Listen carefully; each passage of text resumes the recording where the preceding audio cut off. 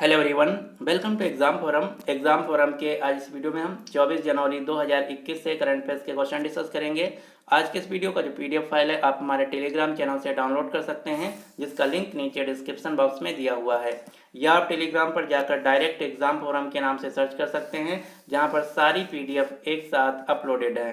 तो चलिए शुरू करते हैं अब आज का वीडियो।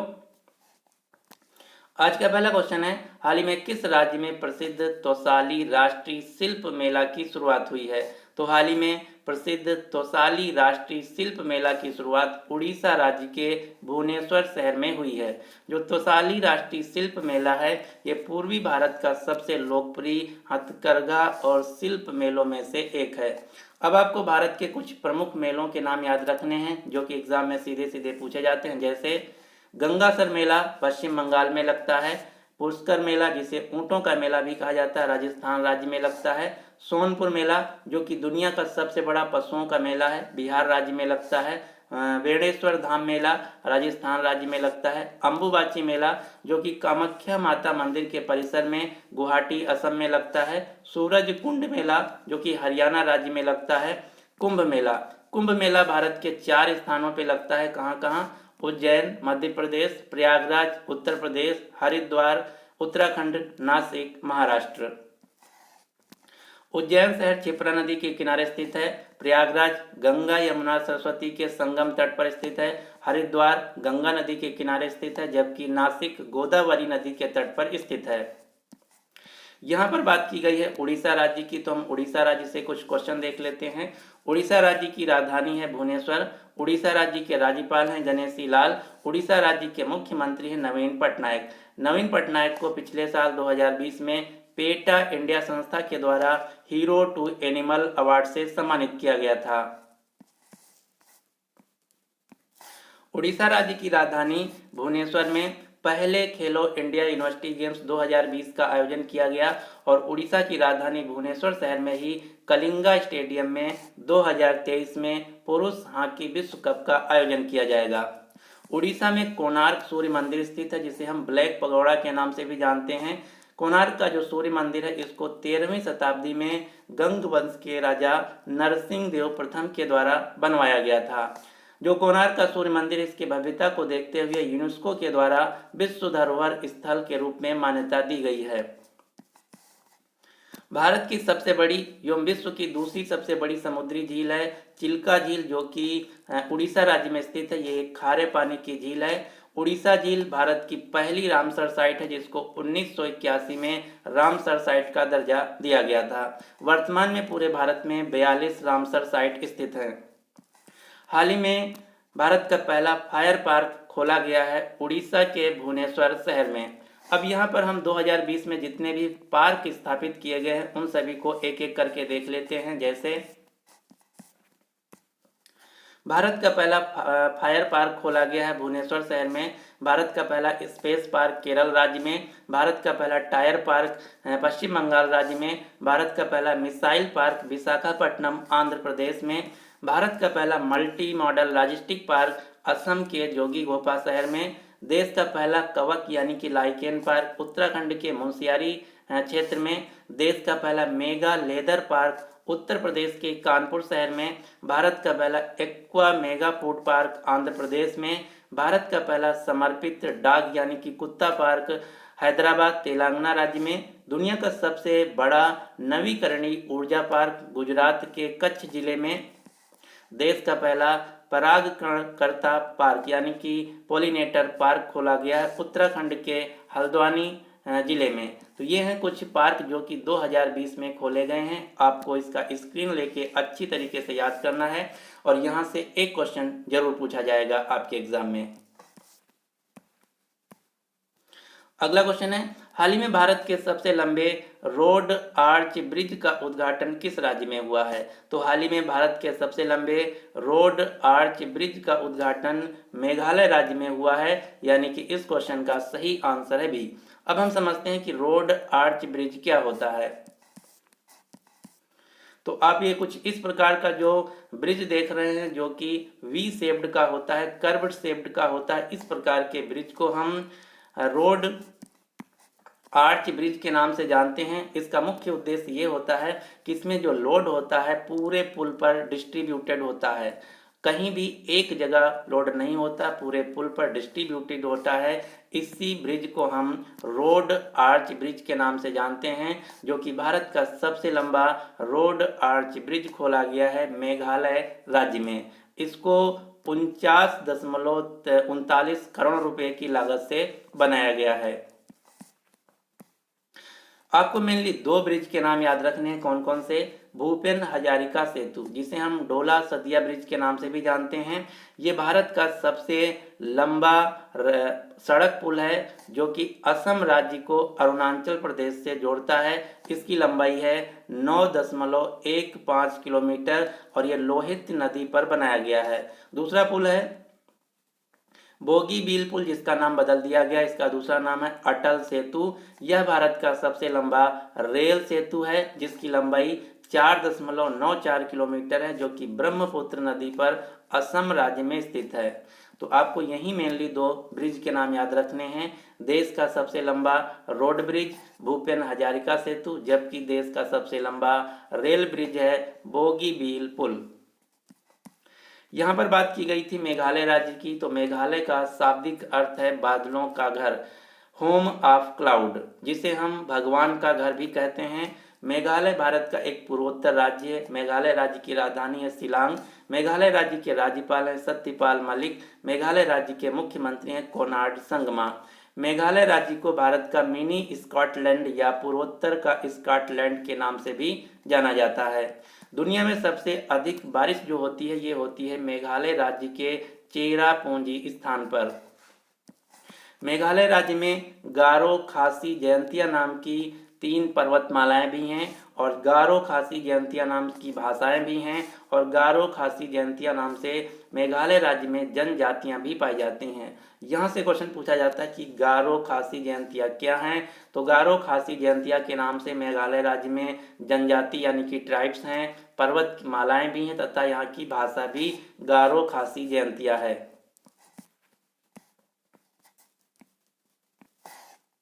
अगला क्वेश्चन है, हाल ही में गणित का प्रतिष्ठित पुरस्कार माइकल एवं शीला हेल्ड पुरस्कार किसने जीता है? तो हाल ही में गणित के क्षेत्र में दिया जाने वाला प्रतिष्ठित पुरस्कार माइकल एवं शीला हेल्ड नाम का जो पुरस्कार ये 3 लोगों को दिया गया है। कौन कौन से? डैनियल स्पीलमैन, एडम मार्कस तथा निखिल श्रीवास्तव को। लेकिन आपको मेनली एक ही नाम याद रखना है, निखिल श्रीवास्तव, जो कि एक भारतीय हैं। तो आपको याद रखना है माइकल एवं शीला हेल्ड पुरस्कार, जो कि गणित के क्षेत्र में दिया जाता है, ये मेनली 3 लोगों को दिया गया है। कौन कौन से? डेनियल स्लिपमैन, एडम मार्कस तथा निखिल श्रीवास्तव। निखिल श्रीवास्तव जो कि एक भारतीय हैं और इसमें $1,00,000 की अमेरिकी पुरस्कार राशि दी जाती है। गणित के क्षेत्र से आपको 3 पुरस्कार के नाम याद रखने हैं। कौन कौन से? फील्ड मेडल, जिसे गणित का नोबेल प्राइज कहा जाता है, एबेल प्राइज तथा रामानुजम प्राइज। यहाँ से कई बार एग्जाम में क्वेश्चन पूछा जाता है कि गणित का नोबेल प्राइज किसे कहा जाता है, तो उत्तर होगा फील्ड मेडल को गणित का नोबेल प्राइज कहा जाता है। अगला क्वेश्चन है, सुभाष चंद्र बोस आपदा प्रबंधन पुरस्कार 2021 से किसे सम्मानित किया गया है? तो हाल ही में सुभाष चंद्र बोस आपदा प्रबंधन पुरस्कार 2021 से डॉक्टर राजेंद्र भंडारी को सम्मानित किया गया है, यानी कि इस क्वेश्चन का सही आंसर है बी। अब हम सुभाष चंद्र बोस आपदा प्रबंधन पुरस्कार के बारे में थोड़ा सा जान लेते हैं।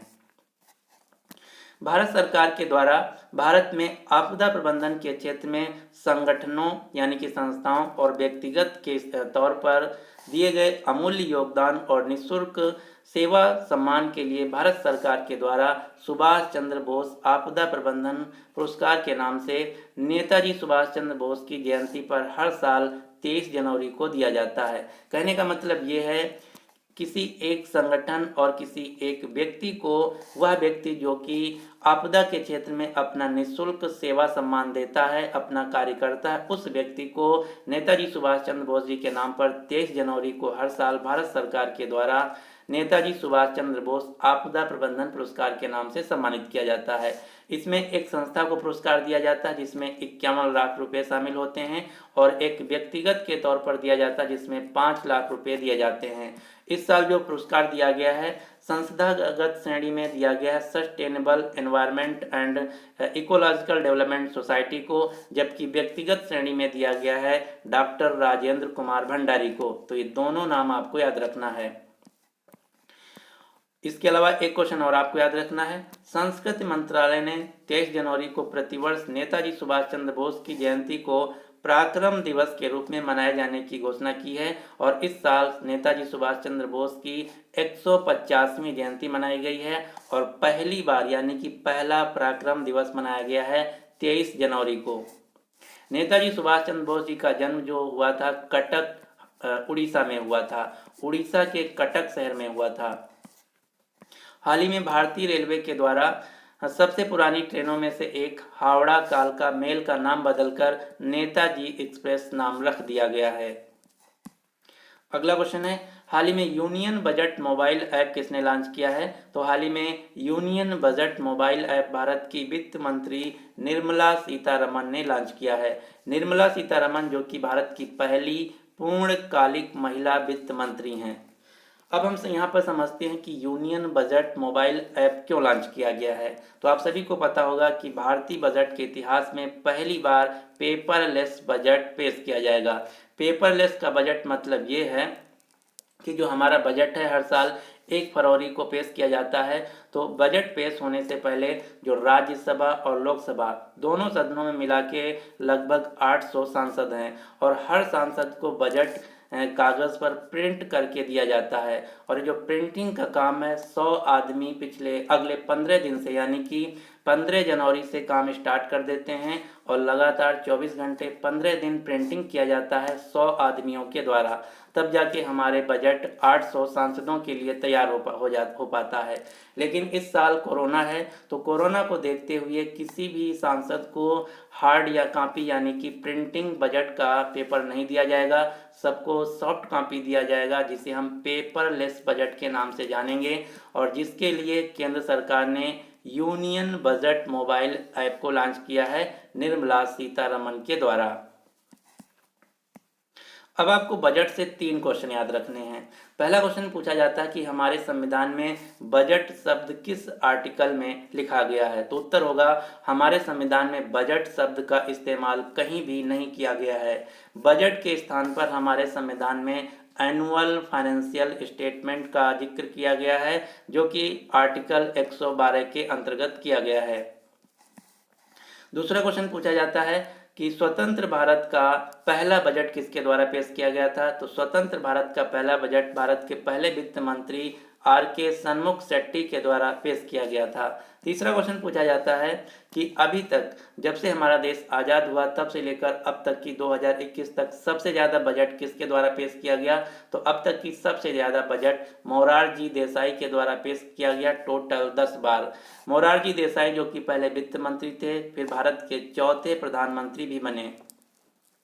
मोरारजी देसाई जी से आपको 2 क्वेश्चन याद रखना है। मोरारजी देसाई जो कि भारत के पहले गैर कांग्रेसी प्रधानमंत्री थे, और मोरारजी देसाई भारत के एकमात्र ऐसे व्यक्ति हैं जिनको भारत का सर्वोच्च सम्मान भारत रत्न तथा पाकिस्तान का सर्वोच्च सम्मान निशान-ए-पाकिस्तान से सम्मानित किया गया है। तो भारत और पाकिस्तान दोनों देशों के जो सर्वोच्च सम्मान है, ये सम्मान पाने वाले भारत के एकमात्र व्यक्ति हैं भारत के चौथे प्रधानमंत्री मोरारजी देसाई।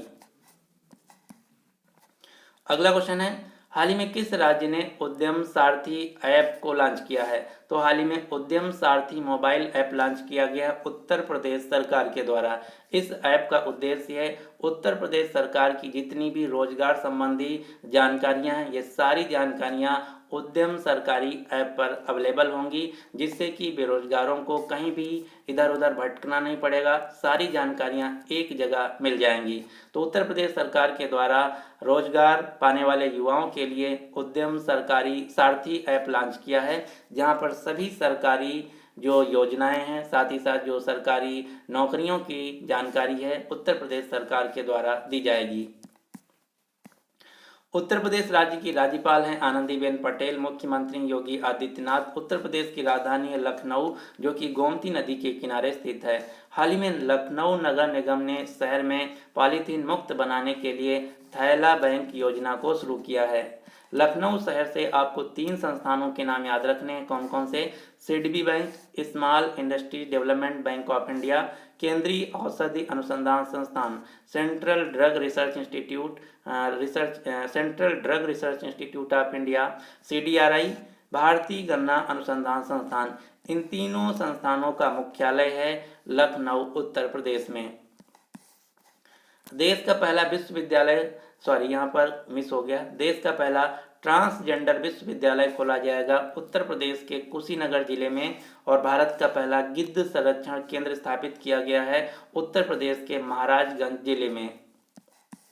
राम जन्मभूमि, जो कि प्रभु श्री राम का मंदिर है, ये उत्तर प्रदेश के अयोध्या में बन रहा है और इसके चेयरमैन हैं नृत्य गोपाल दास। और ये क्वेश्चन अभी एक यूपी का एग्जाम हुआ था, उसमें क्वेश्चन पूछा गया था कि जो राम जन्मभूमि तीर्थ क्षेत्र ट्रस्ट है, उसके अध्यक्ष कौन है? तो उत्तर होगा नृत्य गोपाल दास। जो राम जन्मभूमि है, अयोध्या जो शहर है, यह सरयू नदी के किनारे स्थित है। उत्तर प्रदेश से आपको 2 क्वेश्चन और याद रखने हैं। जनसंख्या के अनुसार भारत का सबसे बड़ा राज्य है उत्तर प्रदेश, जबकि क्षेत्रफल के हिसाब से भारत का सबसे बड़ा राज्य है राजस्थान। भारत के किसी भी राज्य की लोकसभा में जो सबसे ज़्यादा सीटें हैं, ये हैं उत्तर प्रदेश की टोटल 80 सीटें। अगला क्वेश्चन है, हाल ही में उन्नी कृष्णन नंबोथिरी का कोविड-19 के कारण निधन हो गया है। आपको बताना है उन्नी कृष्णन नंबोथिरी कौन थे? तो उन्नी कृष्णन नंबोथिरी जो कि मलयालम भाषा के एक महान अभिनेता थे, एक्टर थे, इनका हाल ही में निधन हो गया है। आप ये जो फोटो में देख रहे हैं, ये है मलयालम भाषा के महान अभिनेता उन्नी कृष्णन नंबोथिरी, जिनका हाल ही में कोविड-19 के कारण निधन हो गया है। मलयालम भाषा जो कि केरल राज्य में बोली जाने वाली भाषा है, तमिल भाषा जो कि तमिलनाडु में बोली जाती है, कन्नड़ कर्नाटक में बोली जाती है, तेलुगु आंध्र प्रदेश और तेलंगाना राज्य में बोली जाती है, जबकि मलयालम केरल राज्य में बोली जाती है।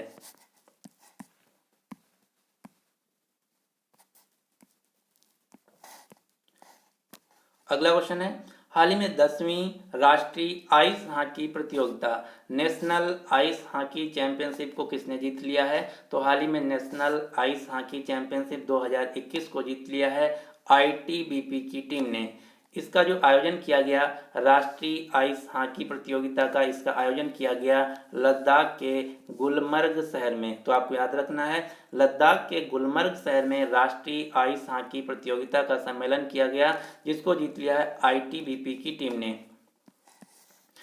ITBP जिसका फुल फॉर्म है भारत तिब्बत सीमा पुलिस बल, जिसका उद्देश्य है, जिसको कार्य सौंपा गया है, भारत चीन तथा भारत तिब्बत के बॉर्डर की जिम्मेदारी की जो सुरक्षा की जिम्मेदारी है, ये ITBP को दी गई है। ITBP जो कि पैरामिलिट्री फोर्स के अंतर्गत आता है और वर्तमान में इसके डायरेक्टर जनरल हैं, महानिदेशक हैं SS देसवाल। यहाँ पर बात की गई है राष्ट्रीय हॉकी प्रतियोगिता। तो वर्तमान में जो ice hockey association of India है, इसके अध्यक्ष हैं KL कुमार, जबकि हॉकी इंडिया के अध्यक्ष हैं ज्ञानेंद्रो निगमो बम, जबकि अंतर्राष्ट्रीय हॉकी महासंघ के अध्यक्ष हैं डॉक्टर नरेंद्र धुब्रत्रा, जो कि भारत देश से हैं। जो अंतर्राष्ट्रीय हॉकी महासंघ है, इसका मुख्यालय स्विट्जरलैंड के लाउजेन शहर में। तो तीनों संस्थाओं के जो हेड हैं, आपको नाम याद रखना है। यहाँ पर बात की गई है हॉकी की, तो हॉकी से आपको एक खिलाड़ी का नाम याद रखना है। इनका नाम है रानी रामपाल। रानी रामपाल जो कि हरियाणा राज्य से हॉकी खिलाड़ी हैं, ये वर्तमान में भारतीय महिला हॉकी टीम की कैप्टन भी हैं। रानी रामपाल को 2020 में राजीव गांधी खेल रत्न पुरस्कार से सम्मानित किया गया था। राजीव गांधी खेल रत्न पुरस्कार जो कि भारत में खेल के क्षेत्र में दिया जाने वाला सर्वोच्च पुरस्कार है। खेल के क्षेत्र में दिया जाने वाला सबसे बड़ा पुरस्कार है भारत का राजीव गांधी खेल रत्न पुरस्कार। इसमें 25 लाख रुपए का नगद पुरस्कार दिया जाता है। जो राजीव गांधी खेल रत्न पुरस्कार 2020 में टोटल 5 लोगों को दिया गया। कौन कौन से? रोहित शर्मा को क्रिकेट के क्षेत्र में, एम थंगा बेलू को पैरालंपिक हाई जंप में, मनिका बत्रा को टेबल टेनिस के क्षेत्र में, विनेश फोगाट को रेसलिंग के क्षेत्र में, रानी रामपाल को हॉकी के क्षेत्र में। अगला क्वेश्चन है, हाल ही में किस भारतीय आईटी कंपनी को गूगल क्लाउड पार्टनर का दर्जा मिला है? तो हाल ही में भारत की आईटी कंपनी इन्फोसिस को गूगल क्लाउड पार्टनर का दर्जा मिला है, यानी कि इस क्वेश्चन का सही आंसर है सी। इन्फोसिस जो कि भारत की टीसीएस के बाद दूसरी सबसे बड़ी आईटी कंपनी है। इन्फोसिस के सीईओ हैं सलिल पारिक। इन्फोसिस का मुख्यालय है बेंगलुरु। गूगल कंपनी जो कि दुनिया की सबसे बड़ी आईटी कंपनी है। गूगल कंपनी के सीईओ हैं सुंदर पिचाई। गूगल कंपनी की पेरेंट ऑर्गेनाइजेशन है अल्फाबेट इनकॉर्पोरेशन। गूगल कंपनी के फाउंडर हैं लैरी पेज तथा सर्जी ब्रिन। अगला क्वेश्चन है, हाल ही में ग्लोबल रिस्क रिपोर्ट 2021 जिसका 16वां संस्करण है, किसके द्वारा जारी किया गया है? तो हाल ही में ग्लोबल रिस्क रिपोर्ट 2021 को जारी किया गया है विश्व आर्थिक मंच वर्ल्ड इकोनॉमिक फोरम के द्वारा, यानी कि इस क्वेश्चन का सही आंसर है डी। जो ग्लोबल रिस्क रिपोर्ट है इसके द्वारा कुछ रिस्क के नाम बताए गए हैं, ये आपको याद रखना है कौन कौन से।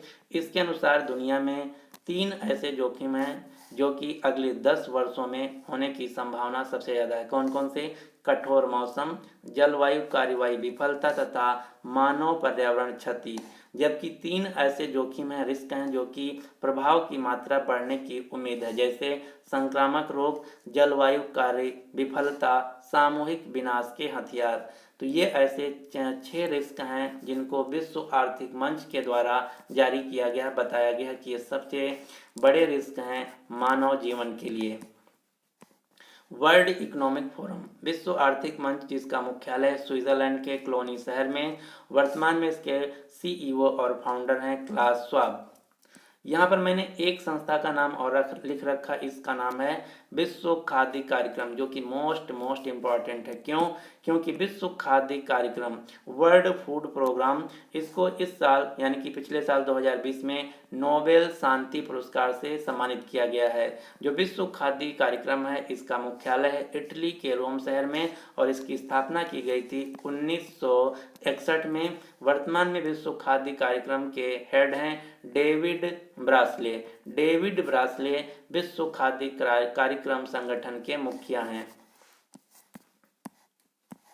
जबकि WHO का मुख्यालय है जिनेवा स्विट्जरलैंड में। WTO का भी मुख्यालय जिनेवा स्विट्जरलैंड में है। WTO की स्थापना की गई थी 1995 में और विश्व स्वास्थ्य संगठन की स्थापना की गई थी 7 अप्रैल 1948 को। और WHO के वर्तमान में हेड हैं टेड्रस आधानोम, जो कि इथोपिया देश से हैं। तो ये थे आज के करंट अफेयर्स के क्वेश्चन।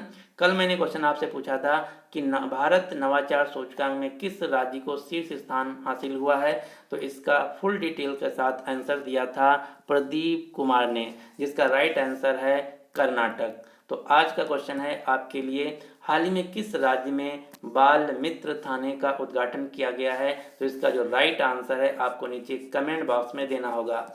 अगर आपको वीडियो पसंद आता है तो प्लीज़ इस वीडियो को लाइक कीजिए तथा अपने ज़्यादा से ज़्यादा दोस्तों के साथ इस वीडियो को शेयर कीजिए। इसके अलावा अगर अभी तक आपने हमारे चैनल एग्ज़ाम फोरम को सब्सक्राइब नहीं किया है तो इसको आप सब्सक्राइब करके ऑल वाले नोटिफिकेशन बेल को जरूर ऑन कर दीजिएगा, जिससे कि आने वाले सभी वीडियोस की जो अपडेट है आप तक पहुंचती रहे। So finally thanks for watching exam forum.